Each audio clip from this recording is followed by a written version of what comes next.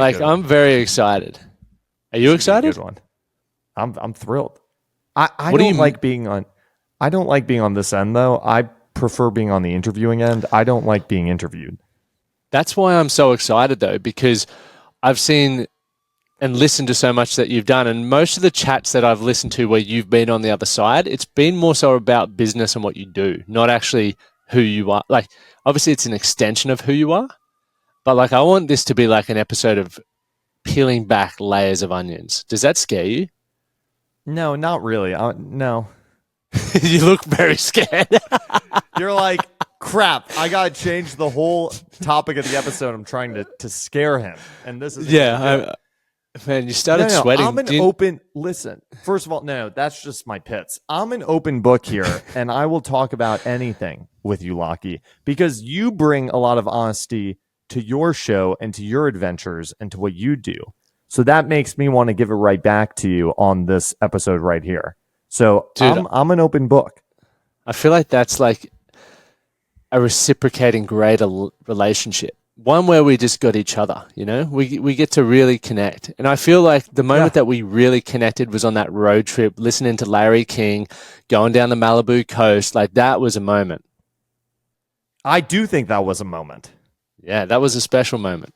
And for those who are tuning in, I'm going to come back to that. But we've got the man, the myth, the legend, Zak Kuhn on the show. Zach, thank you so much for being here, dude. I feel like I've just nabbed an exclusive interview. It's great to be here, but we have to correct. The last name is pronounced Cune with a U sound. But most people don't get it right, and that's fine. But it is great to be here, and I'm thrilled to be part of the Man That Can community. Can you let that roll off the tongue one more time? The Cune? Cune, yeah. Yeah, cool. Yeah. Right. You did a little tongue roll or something, and I was like, that's very cool. Yeah, well, you know, I'm a cool guy, and my tongue rolls come with that. But we did have that great road trip that day, and being able to travel with you. So for those who don't know, Zach has been playing guitar and been on tour with us and Sheppard in the States. And it's been very cool to get to know you because we first met in 2022. And you, when Amy and I were visiting Nashville, we met yourself through Michael Chase, a mutual friend. And then you came out to Australia for the CMC festival. And we got to show around like our local cafe, and you got to meet and enjoy Ipswich, which I know you loved. And you want to come desperately back to Australia. I can see it in your eyes. No, I did have a great time on that trip. The only thing with Australia is it's just so far. But I had wanted to go to Australia literally my whole life. I've always been fascinated by it. And the thing I find fascinating about touring with you guys is that we grew up on literally, I don't think you can grow up further apart than I grew up and the Sheppard crew grew up.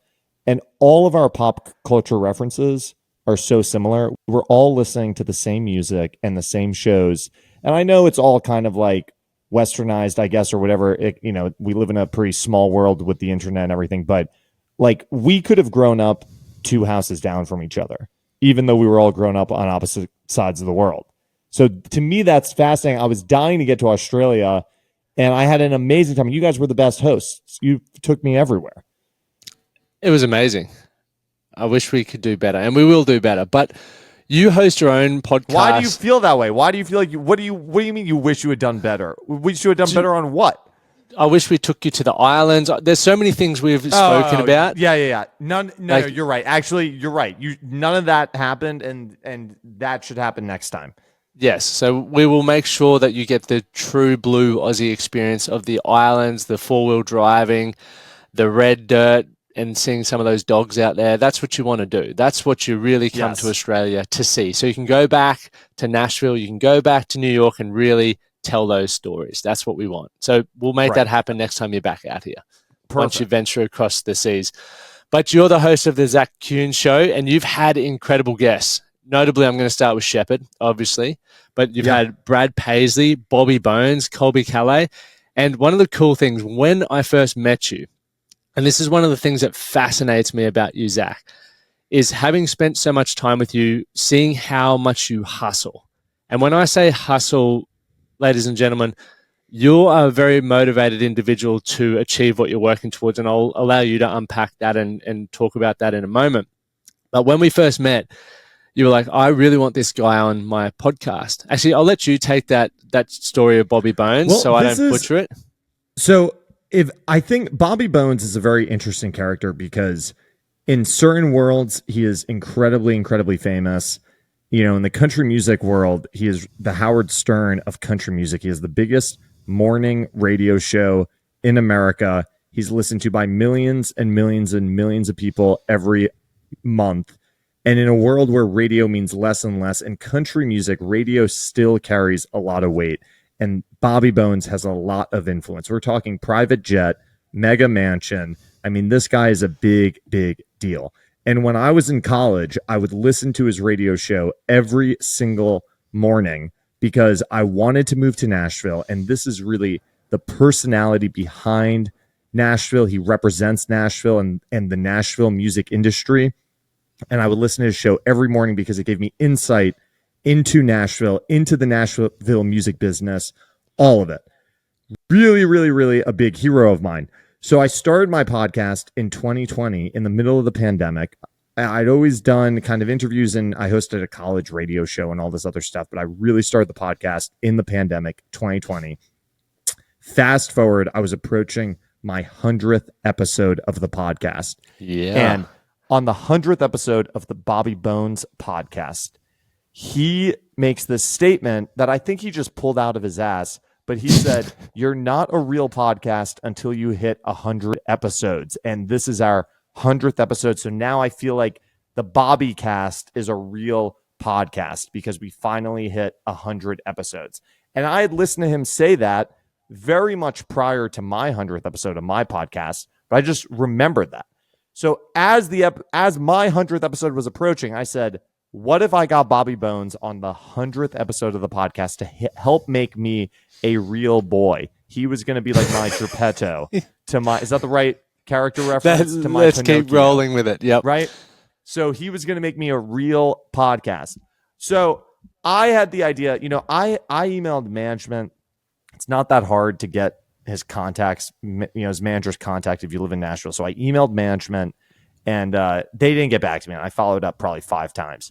And then I emailed his publicist and his publicist said, yeah, he's very busy. He's not going to be able to do this. No way. So then I said, well, I got to make this really, I have to get creative here. I have to get really creative. So the first thing I did was I just took my phone and I made an Instagram video that said, Bobby Bones, Zak Kuhn here, 100th episode of the podcast. I'd love to have you come on. But I really made a good pitch. Crickets. He at the time had released a children's book. And my next move was to release do a live reading of his children's book on Instagram. So I went on Instagram Live, opened the book, did a reading, said, Bobby Bones, come on to the show. Crickets. My next move was to go on Cameo, the site where you can get famous people to send you personalized videos. And I said, who's the most famous country artist on here that I can find? It was Carly Pearce. I asked Carly Pearce to ask Bobby to come on to the show. She did. We threw that up on Instagram. Crickets. Okay. And I think I did a couple other things too. Now I had this mentor who is this incredibly accomplished woman in the live entertainment space. And with all of her best intentions, she said to me, I think you should stop this. She said, this is not a good look. It is too eager and it's desperate and you might piss him off. And she said, look, I think you've gone too far. It's not going to work. And I really took that to heart because I didn't want to be the guy who was begging for Bobby Bones to come on and then was going to fail. That I didn't want to do that. That's lame. But my gut said I had to do one more move. I actually had 2 more moves, but I was willing to make one more move. The final move we made was I took a billboard out in the center of Nashville on a very busy street. It said, Bobby Bones helped the Zach Kuhn Show become a real podcast. And I took a photo of it, and the billboard was only up for about a day because that was all I could really afford. And I knew that actually the I knew that the act of taking out the billboard would be more important than the billboard itself. Seth Godin has this great quote when he talks about pizza. And he says, the only difference between good pizza and bad pizza is the inconvenience it is to make good pizza. It's incredibly inconvenient. And I think about that too. If you think about great dance routines, or if you go to the ballet, why is that entertaining? Because it is inconvenient to put it together. Something that is incredibly inconvenient. If you think about it, that's usually what we enjoy. We like seeing inconvenient things as humans. That's my theory. So the act of taking out the billboard, even though I knew he probably wouldn't even see the billboard, I knew it would do well on social media because it is so inconvenient to take out a billboard. I was so serious. Posted the photo of the billboard and Bobby Bones, and it went viral within our community, the Nashville community, hundreds and hundreds and hundreds of comments and likes, everybody tagging Bobby Bones. And finally, at probably 11 o'clock at night or whatever, he said, okay, let's do it. And to his credit, because we had a limited window to make it happen in order to hit the 100th episode, I think 2 or 3 days later, I was in his house. He gave me a 45-minute window. He showed up. He was amazing. And it's a great interview that I hope people go back and listen to because it still stands up. And you can kind of hear my excitement in it, but also he's just so great at what he does, being a guest and being a radio guy. And we were able to pull it off. And since we've become friendly, but a couple takeaways from that is, one is there's that meme that sometimes you see on Instagram of a guy digging for gold. And it's like, and the caption is like, you never know how close you were to gold when you turn around. And the image is the guy digging for gold with like a little bit of dirt separating him between gold. And if he just took maybe one more dig of a shovel, he'd hit gold. I think about that all the time with this specific situation because I really was close to turning back. And I don't know how you figure out when the line is to keep pushing or to turn back. But if I had not taken out that billboard, it wouldn't have happened. So there's a lesson there in perseverance. And the other thing, too, is I did something similar with someone else. And his team actually reached out to me and told me to stop doing what I was doing. So I did. He then got new representation, new team. I said, I'm going to try this again. And they told me again that to stop. And the point of the story is this doesn't always work, but sometimes it does. And I have a great story with the Bobby Bones thing. That's probably how you find out when it's too much, when you get told to repeatedly stop. But until that point, you got to keep digging. But what is it? What did it mean to you, though, to be able to have that interview? And what has it opened up for you since then? It was, when I started the podcast, there were a handful of people that I really wanted to get on that were kind of like dream guests. And Bobby was one of those guests because I just kind of looked up to the way he's done his career and built his career. And just to get into the room with him, to feel his energy and to feel like, like a lot of, it's being on the radio and being a personality and hosting a podcast like this. I think it can sometimes not seem like hard work, especially if someone's really good at it like Bobby is. But when you get in a room with him and you can ask him questions and you can see the way that he can take your question. And, I've interviewed hundreds of people at this point. There are good guests and there are bad guests.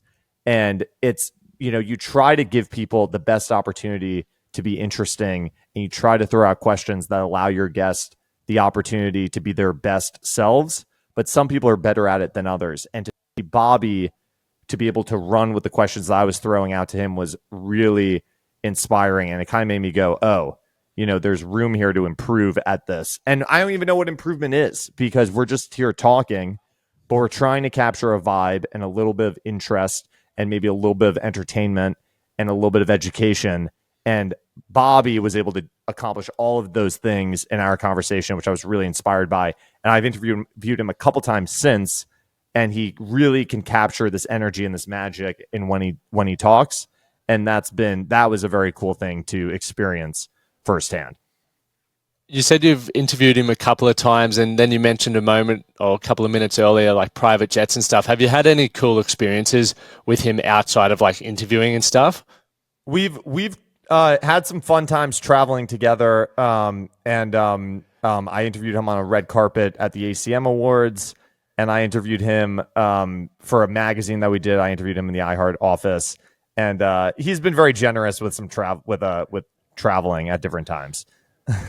That's a good. I'll put it there. We'll leave it there. But you obviously also are the founder and CEO of Nashville Briefing, and it's like you cover music.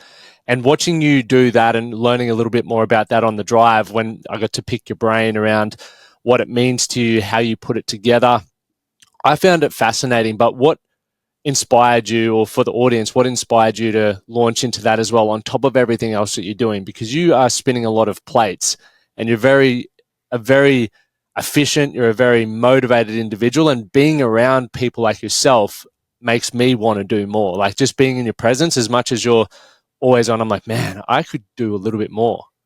So for you with the magazine, I feel that way looking at you, because I'm not as physical as you are, and I'm never going to do this challenge that you're about to do, 58 marathons in 58 days. I'm never going to do that in my life. But when I see you do it, it makes me go, if Lachie can do that, maybe I can push myself physically a little more. And we're trying to get on some physical exercise here. I was working out this morning, Lachie. I just want you to know. But I could tell. Yeah, get out of here. But the newsletter, I started the newsletter really out of, I was at the ACM Awards in Vegas, which is a big country music award show.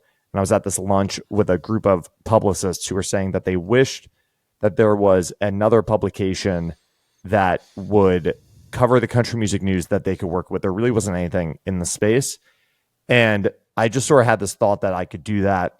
And I had this confidence to it that I felt like I could do it. The idea really excited me.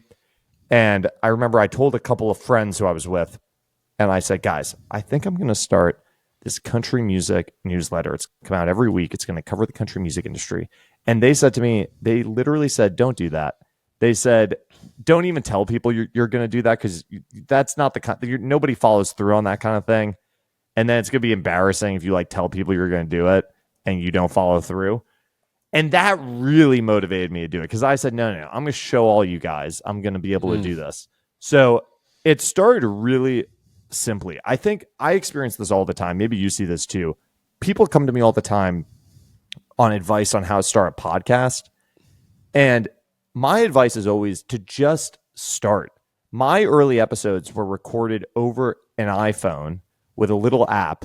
The audio is bad. The questions are bad. The artwork is bad. It's bad.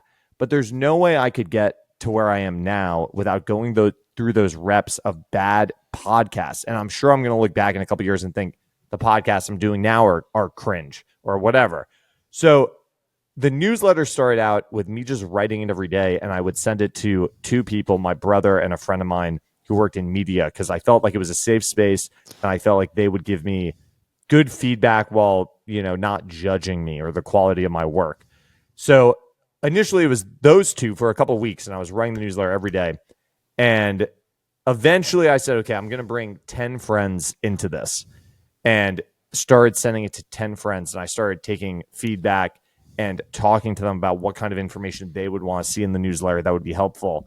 Now there's 12 people on a MailChimp account. Okay, this is not rocket science. I don't even think I had a logo.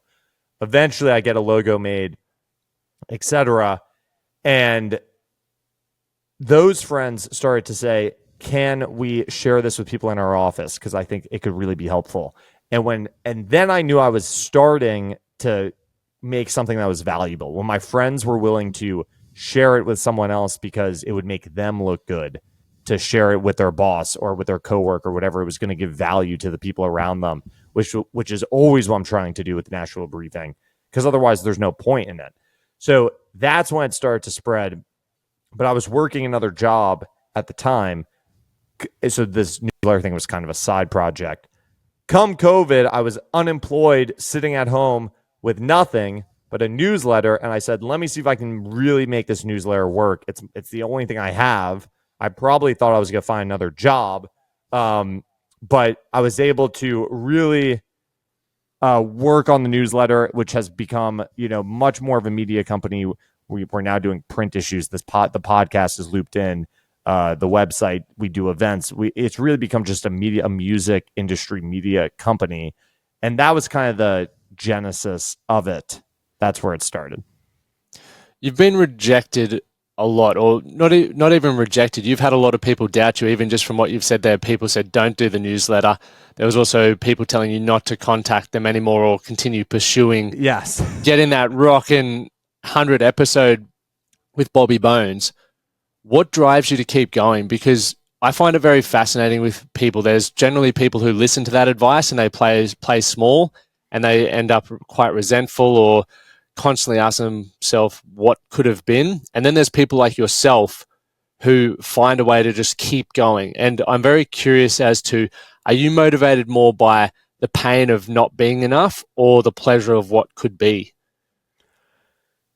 Maybe a little bit of both. I also think that that's a very good question. I'm not very scared of failure, maybe. Like, I don't really care what people think. And I also don't really... I like when I pull something off and people... Like, when I pulled off the Bobby Bones thing, there was a period of time where I was walking around Nashville and random people would come up to me and be like, you're the guy who got Bobby Bones on the podcast. And that's cool, but that really is not what motivates me. I like the challenge of pulling it off and the feeling of success when after pulling it off. And I think that's what really excites me. And the idea of pulling it off, not even for success sake, but just for the gratification that I pulled something off that was challenging or hard. And I also think that I also get talked out of a lot of things all the time. Like, I'll have ideas that I'll discuss with people and people will say, that's not a great idea because X, Y, Z. And have you thought about this? And like, a lot of times those people are right. And then I look back on it and I go, oh my God, I can't believe I thought that was a good idea. Or I'll try the idea and it'll fail. And I go, that person was right. It was a bad idea. But I just think at the end of the day, there's certain things that I do that I just know are right. And I also have a lot of support from just friends and family and people that, are the first to, if I pitch them a crazy idea and it seems fun or funny, to just be like, yeah, go for it. And I also, like, there are people in my life, like I had a mentor in my life at one point who was such a naysayer. Like, everything I would talk, like every idea I would talk about, he would just shoot down and be like, that's not a great idea, or that'll never work, or blah blah blah.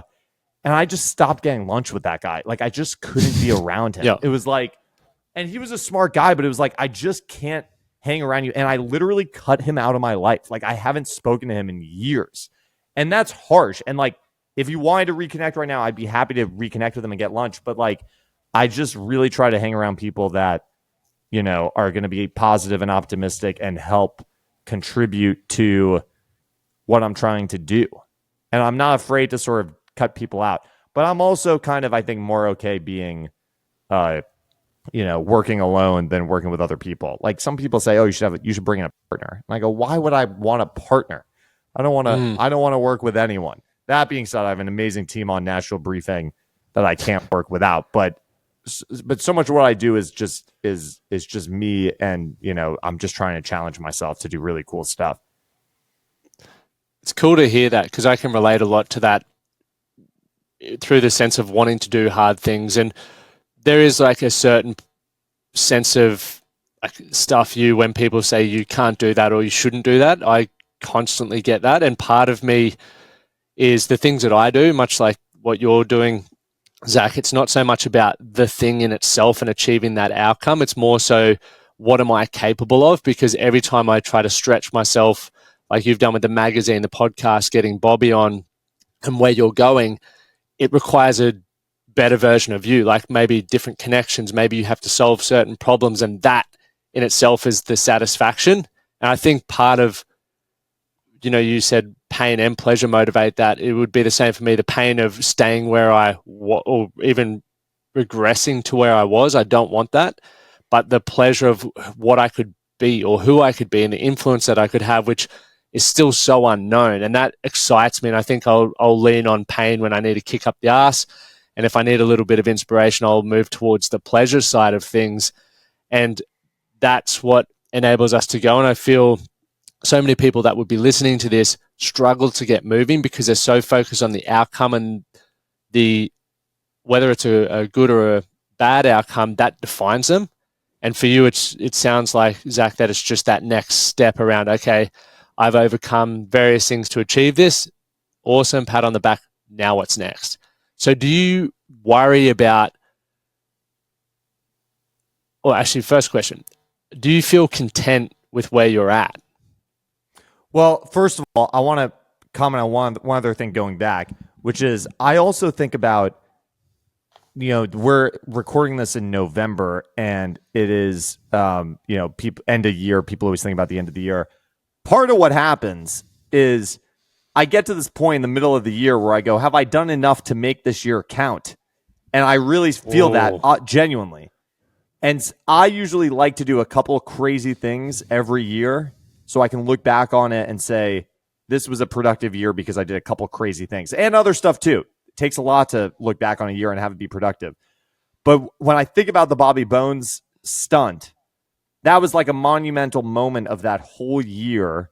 And then there was another thing I did that year too within the same week. I made my Broadway debut in New York in the Pit of Wicked playing guitar, and I had 6 days to get ready to go into the pit. And that was kind of another lifelong dream. And I was able to do both those things in about a 4-week window. And there's stuff this year. There's interviews I've done. The print issues we started doing this year have been monumental. So I always think it's fun to have a couple things every year that are huge and monumental. And I feel like that makes me feel like I'm doing enough. To tie it into the question that you just asked, I feel like when I'm doing things that are crazy challenging, crazy hard, I do have more of a feeling of like I am doing enough. But it comes and goes. It's a constant balance of, I really do feel satisfied when I had Brad Paisley on my podcast this year. That really felt like, okay, I'm doing something right. And I really felt that.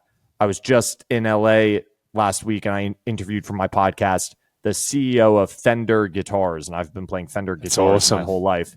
And I flew to LA to do the interview. I was in LA for about 48 hours, less 32 hours, did the interview. And that was a really satisfying feeling of I'm doing something right in the space that I want to be doing in. And that makes me feel really good.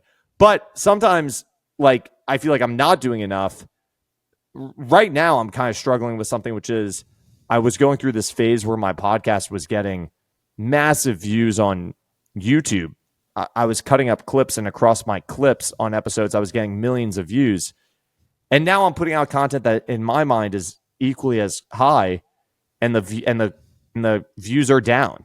So I'm trying to hack it. I'm trying to say, do I need to change my thumbnails? Today, I'm A/Bing 2 different thumbnails on the same video that you can do with YouTube. And I'm doing the same thing with titles, and I'm playing with my titles.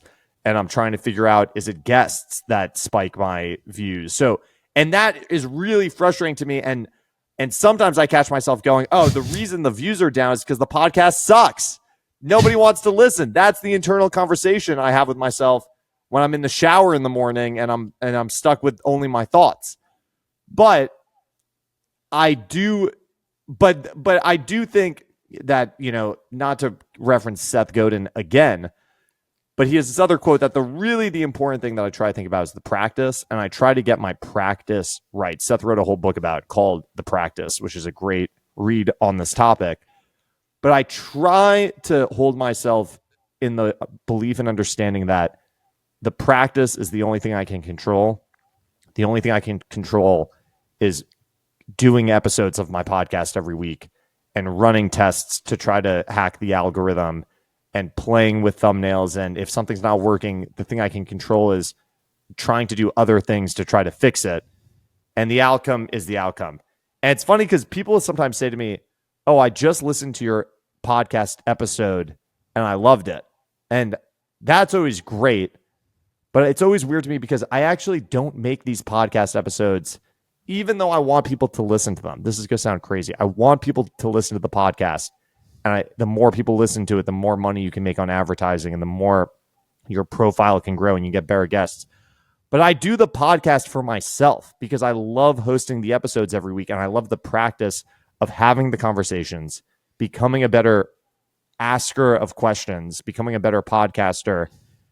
This week, I'm doing episodes on the podcast of guests that I think are not Bobby Bones and are not Andy Mooney, the CEO of Fender. And that's just as exciting because I'm interviewing people who don't have that crazy career trajectory, but they've done amazing stuff in their own right. And how do I show that in the podcast and engage people and get people interested? And that's its own challenge. And I know that I record a couple of episodes this week that are not going to get as many views as I think this episode with the CEO of Fender is going to get. But that's not why I do the podcast. I do it for the practice of doing it every week, and I really enjoy it. If you don't enjoy that, maybe you shouldn't start a podcast. But that's why I do it. And to answer your original question, I go in and out of phases of feeling like I'm doing enough, but most of the time I do not. I get frustrated because what I actually think is I don't have enough time. I feel like I am doing everything I can do because I work all the. Can I curse on this? I work, yeah, go for it. I work all the fucking time, Lockie. You don't understand. Like, I work so much. So I sometimes don't think that I'm not doing enough, but sometimes what I honestly think is that what I am doing is not good enough, or it's not going to work, or I'm doing the wrong things. And that really stresses me out. I'm doing something pretty much every moment of the day, just about, or I'm taking a nap. But what does really stress me out is that what I'm doing is not enough, or it's not going to be, or it's not going to work, or that not that what I'm doing is not enough, but that the quality of the work is not good enough. That stresses me out. I can relate to everything you've just said, and I feel like, and I've said this to Amy and Emma and stuff before, I feel like you're me like a couple of years ago when I started in business 10 years ago this year. And I definitely, you take it back to what you were talking about, what's it like to start a podcast, even the same with what's it like to start a business. In the beginning, everything you do sucks. Like, it does. You don't have systems, you don't know how to write content or market or even deliver your service very well, but that's what you got to figure out along the way. And then you'll go through times where, for me, I'll have big years financially, or I'll land a client who's like got a really big profile, or same with the podcast, I'll have, massive months of downloads and I'm like, oh, I've hit it. Let's go. Let's take off here. And then it crashes and you're like, what is it? Is it the thumbnail? Is it the guest? All of the things that you said, or have I not marketed myself enough? And it's like this roller coaster that is fun when you become aware of that. That's part of life, or the way I see it is part of life. But when I was starting out, I just thought I had to be burning in this upward trajectory. So when it wasn't going that direction, I would be working literally from 5 a.m. till like 10 plus at night, big days. And I was to the point where I wouldn't eat food. I was always under eating. Training was sacrificed because I had this burning desire to prove myself. And also I wanted to see what I was capable of. And to your point as well, when you start thinking about, maybe I'm not doing things well, how could I do them better? You mentioned you've got a great team behind you with the Nashville Briefing. I then went, maybe I need a business partner. And so I got into a business partnership, which absolutely tanked, and it cost me a lot of money. And I recognized, which you already know for yourself, it's like, that's not the route for me. I just need to work out how I'm going to do this. But the main thing, or the one thing that has kept me going, and I assume it's the one thing that's keeping you going, is you just love what you do. Like, you have done it before you got paid, and you still continue to do it, even though you may not get paid as much as you will eventually get paid through the fact that you just love interviewing people. Like, I'm so curious about learning more about you, and the last 15 minutes was so insightful for me that week in, week out, I'll show up because I love learning about people. And it's sort of one of my major sponsors yesterday said to me, I was like, I can't believe how much support I've got for this run. The companies that have partnered with us and everything. And he's like, Lockie, you've got to recognize that this is the last X amount of years of you showing up consistently is the reason why brands want to partner with you. So even though you struggled for all of those years and you felt like you weren't making progress or you weren't good enough or what you were doing wasn't good enough, it is. Like, so take this. I wanted to share that because I can definitely relate to you. The question that I had next was, what will it take for you to feel like you've arrived, like you've made that point? I don't know. I think about that too a lot. And I don't know if I'll ever feel that way. Because sometimes I try to put myself in the shoes of people that I really admire, and I go, okay, if I had everything that Bobby Bones has, would I feel like I had enough or I made it? And I always think, well, yes, but then I would want to do these other things, or I would want to add to it, or I would want to do something. So I don't know when that is, but I think that the like right now, it's the phase of the company where everything is working and it's great. But if a couple clients cancel their advertising, or if a couple, like if something happens, the house is a little shaky. And I think when the house feels like, okay, even if a hurricane came through and broke some windows, or a tree fell on half of it or whatever, it would still survive. Then I think it would be a little bit more like I've really built something powerful here. But it's interesting because even at this stage of the company, we're already selling advertising for next year, 2025. And the advertising that we've sold for 2025 is not even advertising that we've really gone out and pitched. It's clients coming to us and locking in space for next year. So I do sometimes think, I don't even know if I could shut this down, because all of a sudden, like, I'm locked into doing certain things next year, whether I want to or not, and I do. But I'm locked in because I have advertisers now who are paying for it. So now I'm committed to do it. So I don't know. It's a good question, and I don't know if I have the answer. And I might never get to that point, but hopefully you can just feel a little more. I feel like I turned down a lot of social things to work on my projects, and I think lately I've started to try and not do that as much, because you look back on a lot of things and you go, oh, I don't even remember like what I was working on, but I missed that social thing. And then when you do social things, they stand out in your head more. So I'm trying to go be present during more social things. And I think that when you have the confidence to show up for really important social things and not be worried that your company is going to fall apart if you go out for one night or do something, that might be the time when you feel a little more secure or confident in what you've built. But I don't know. It's a tough question. What do you think? Well, I think a lot about this, and I've thought a lot about it especially as we've moved overseas and getting married and things like that. And I work with a lot of CEOs and very successful people. And I always, there was a book that I read a number of years ago, and I think I spoke about this on your podcast, the Top 5 Regrets of the Dying by Bronnie Ware. She's an Australian palliative care nurse. And basically she started gaining insights and, making research around what people regretted on their deathbed. And when I started reading that, and I then started talking to my clients and saw the positions they were in, like there were certain things that I loved and I really aspired to have. But quite often we focus on what people have, not what they sacrificed or missed out on to get there. So even a lot now, and it was going to be will be where we go from here. What I want to understand about people is like what they sacrifice and what goes on up here in order to achieve that, because that then helps me understand from a bigger picture perspective around, am I prepared to do that? So in the beginning of business, I was prepared to do anything to have my own business and do it for ego, do it for money, do it for, like, I felt good.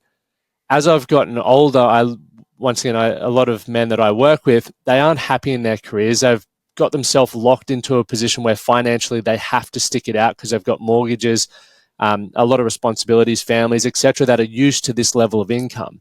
But as a result, they've sacrificed, they might be on their second marriage, or their marriage is not very good, their health is shocking, and they don't spend any time with their friends.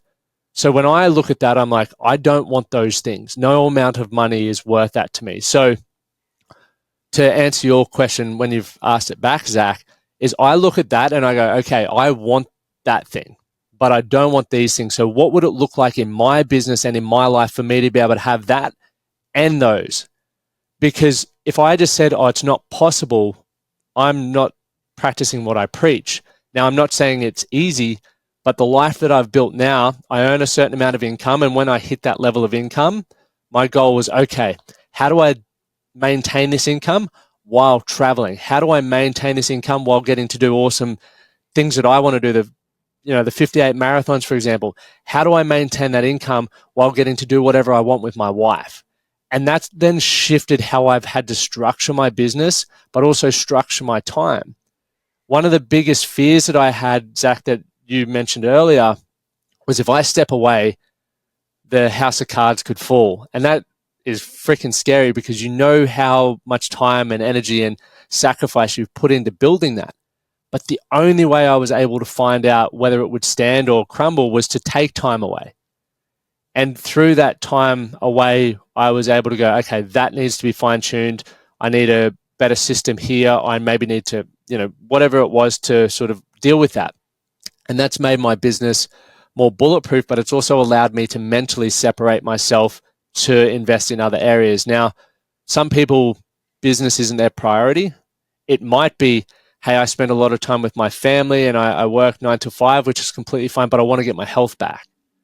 Okay, so how do I start managing that? And that's where we look at, I guess, scheduling time. And for me, I've zoomed out a little bit and I go, okay, the things that they represent, so money, my marriage, my time with my friends, and the hobbies that I have, is health is a very important value.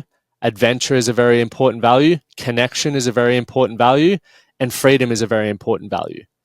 And how I get those will change through different phases of my life. And that, to me, is what's most important. So most of the decisions that I make, and sorry for the long-winded answer, will come back to that. Is this going to help me 10 years' time? Is this still going to align with health? Is this, and similar to what you said, I've cut people out of my life because I haven't felt connected to them anymore. That season's past. But there's new people that have come in and I'm still experiencing connection. That's ticked, just with different people. And then freedom for me is mental. Like, I don't want to feel attached to my career where I can't step away, but it's also financial and time. So if I do have children, I can be a stay-at-home dad if I want, or if I do want to take 2 months off and run around the world or run around those countries, I can still do that and not be able to pay my mortgage. And to me, that sort of helped me with that. And it's been so hard to do, Zach, in regards to stepping back. But the best thing that I did was moving to America really helped me reset a lot of relationships that I guess were holding me back. So that was a long-winded answer there. No, that makes a lot of sense. And I was the kid that, I went to music school and I played guitar. I was the kid that on Friday night, while everyone was out partying, I was in my parents' basement learning how to play guitar. And I missed so many high school experiences because I was playing guitar. And looking back, I feel both ways about it, because I think I never, like, all the stuff that you see in the movies, I didn't really do that in high school. A little bit towards the end of my senior year when I was already in college. But then I think if I hadn't done that, I wouldn't be able to play guitar. And there's no way I would have learned or have had the time to put that much time into it. And now I think about, I'm so grateful that I put that time in when I was younger to learn the instrument, because now I don't have time to practice guitar for 5, 6, 8 hours a day. Yeah. So it's a funny thing where, I don't know where the balance is, but I try to just do whatever I want to do most in that moment.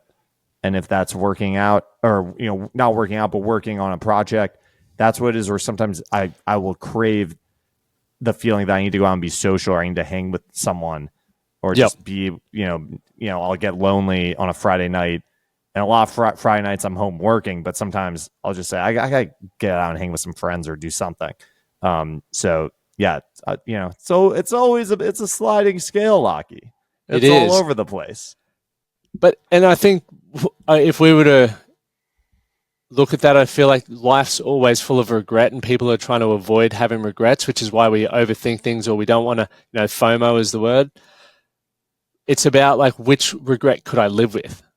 Because you're very clear on what you're working towards, Zach, and not everyone is. And I feel like I am as well. And there's people who have absolutely no idea. And to those people, I would be like, just go have as many new experiences as possible until you find the things that you enjoy. And then maybe, they might lead to careers or social groups, etc. But when you find that thing that you can't stop thinking about, which you've obviously found, it is very hard. And it is very, even for me to say to you, hey, stop doing that, I couldn't do that because I don't know what really motivates you and why you want to do it and where you hope it's going to take you. And so for me, no, keep going. No, you go. Well, I was going to say when I was in college, there was, I had the opportunity to study abroad in Spain. I went to Berkeley College of Music, and there was you could study abroad in Valencia, Spain.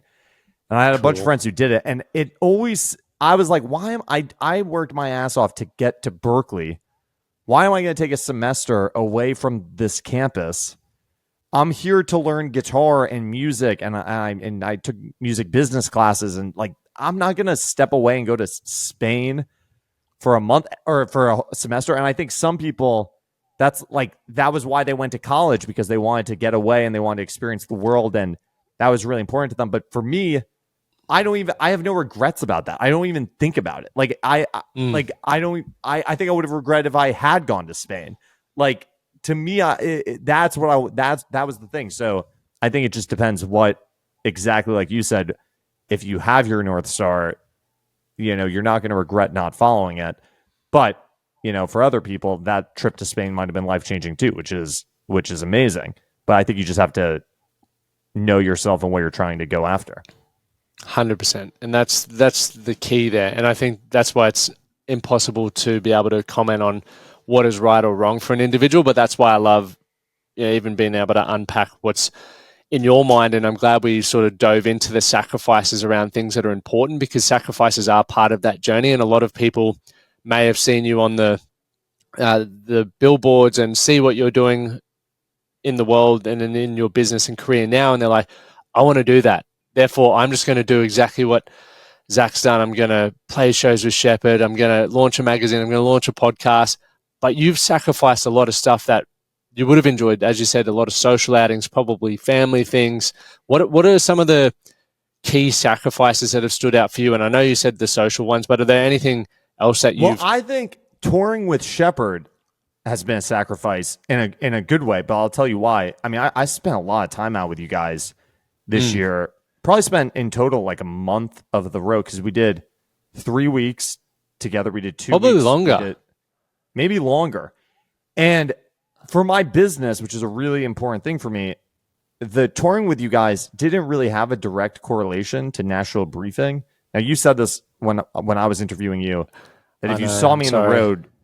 Oh, are we good? Yeah, you're good.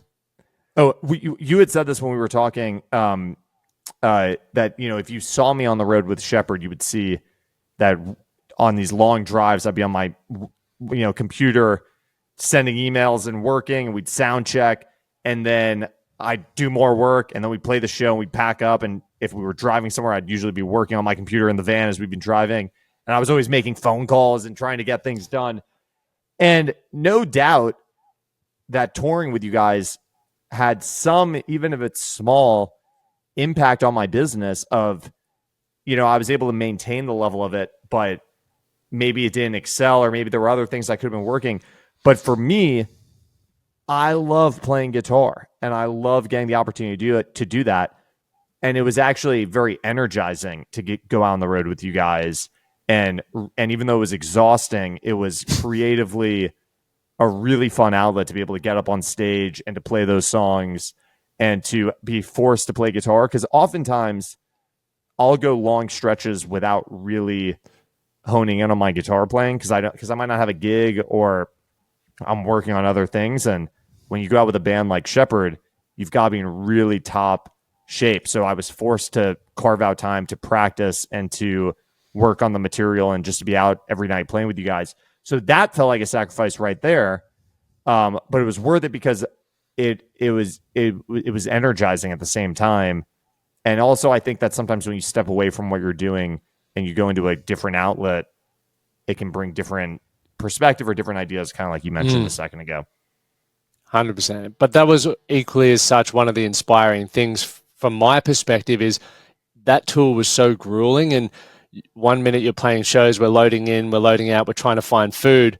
But for me to see the extra effort that you went in or put in, to still be making the phone calls and doing what you need to do on your own business, I was like, that you're one of the only other people that I've met that does that, because that's similar to you. Like, I'm up training and then I'm doing my work and then we're doing the gigs.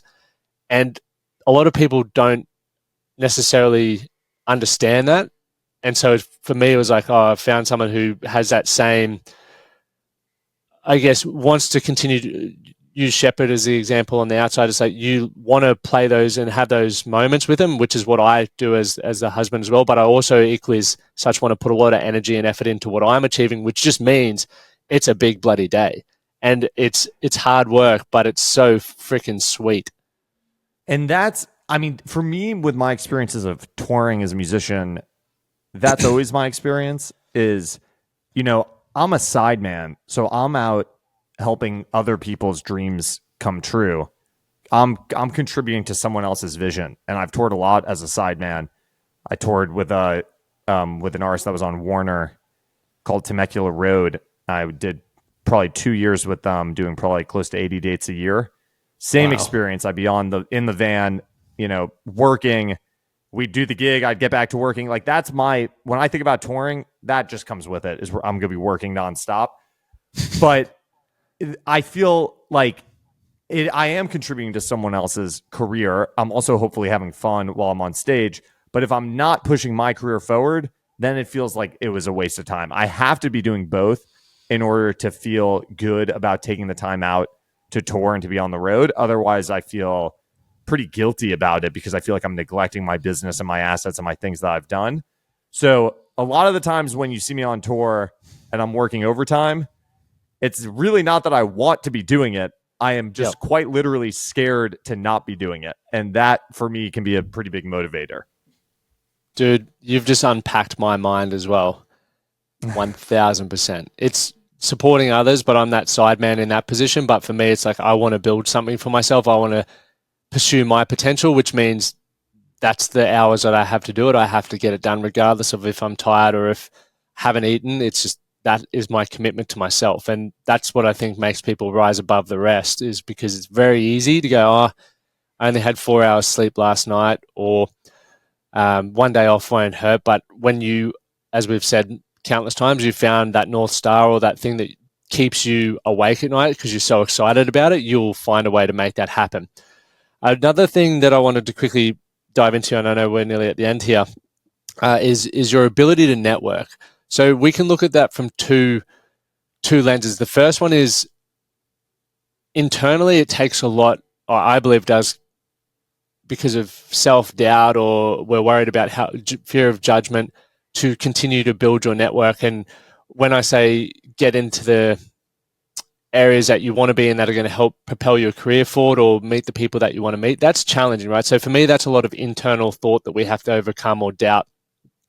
The second side is, how do we present ourselves to have enough value to be invited into those areas? So would we be able to start just quickly with, you're one of the most known people in Nashville I've ever met. You walk down the street with you and everyone knows you.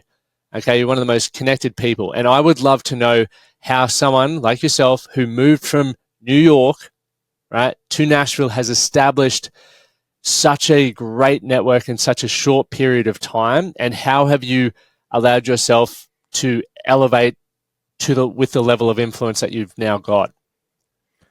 When I moved to Nashville, I was unemployed. I knew a couple people, and I bought a directory that had the emails of all of the power players in the music business in Nashville. and I sat on my couch and I wrote cold emails to them that basically begging to get coffee, and maybe 1 out of 10, let's say 2 out of 10 would respond to me, 1 out of 10 would agree to coffee. And that's how I started to get in the door, was just meeting people. And sometimes those people would have a good meeting with me, and they would respect my hustle and what I was doing, and they would introduce me to other people. And that was the early stages of it. The other thing I did literally when I was in Nashville was, there's a great book by Keith Ferrazzi called Never Eat Alone, which I had read around that time, and it was pretty impactful. But one of the things I would do when I moved to Nashville was literally commit myself to never eating alone. And it didn't matter who it was. I would find a way to have breakfast, lunch, and dinner with someone. And that meant having breakfast, lunch, and dinner with a lot of pretty weird people. I'm just going to put it out there, because it was a challenge I held to myself, which is, I just need to be with someone right now. And I would go out every night and I would just meet people and say, hey, we should get coffee. We should get this. We should get whatever. So that was a big part of it. And I think the other thing too is, you alluded to it, which is the best thing for my network, because there's been a couple phases of my networking, I would say. Phase 1 was like hustle, hustle, hustle. Try to meet as many people as I can. Get coffee with everyone. Get dinner with everyone. Get lunch with everyone. Show up at people's offices. And that maybe gets you in the door and gets you started. That's a good thing to do if you have that kind of young energy. Then as you start to build something, it's like the networking comes to me. People email me all the time asking to get coffee or wanting to get together or pitching me things. So it's like the most important thing really is making yourself appealing for other people, and they're going to find you and reach out to you. And then networking becomes like, the step 1 is like, you're on this uphill, you're going uphill. And now I'm kind of going downhill, where not only are people reaching out to me, but if there is someone I want to reach out to, there's a level of credibility, whether it's a guest on the podcast. I can email someone and I say, I'd love to have you on the podcast. By the way, I've also had these 5 other people. So then, that gives some motivation and some credibility for them to come onto the podcast. So it's all a process, but it's a lot of little things, is I think what makes a great network. And the other thing too is you have to figure out what you want to do. Like, I'm very good at networking in the Nashville space and the music industry at large, but I'm horrible at networking in other industries. Maybe that's not giving myself enough credit, but I think the reason is that when I network in the music industry, people can sense, because you can't really fake this, they can sense that I'm all in. And I hope people think, oh, it's a matter of when, not if this guy's going to make it and I want to get on the train. And I think I'm able to convey a level of dedication that when I reach out to someone in some other industry and I don't have the same success, I think I'm not conveying the level that I'm passionate about, sports or whatever it may be. The other thing too about networking that I think is important to keep in mind is, I remember locking in these massive early meetings when I moved to Nashville with the heads of labels and really big managers and publicists and all these people that I think said yes to me because I just told them I was a college kid who had just graduated and moved to a new city, and could I stop by and say hi for 15 minutes or 20 minutes. And I remember going into these meetings and thinking that this meeting with this person is going to change my life, because they're going to hire me, or they're going to give me some opportunity, or just knowing them is going to be life altering, life changing.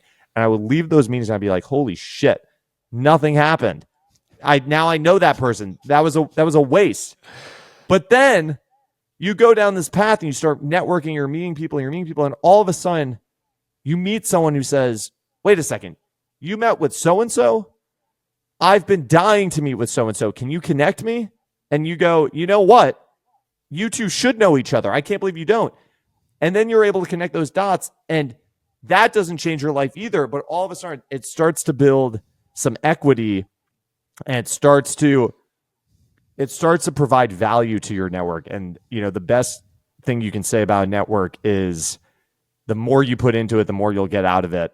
And the other thing I like about the other networking tip I like is from Dale Carnegie's How to Win Friends and Influence People, which is just greet everyone the way a dog greets their master.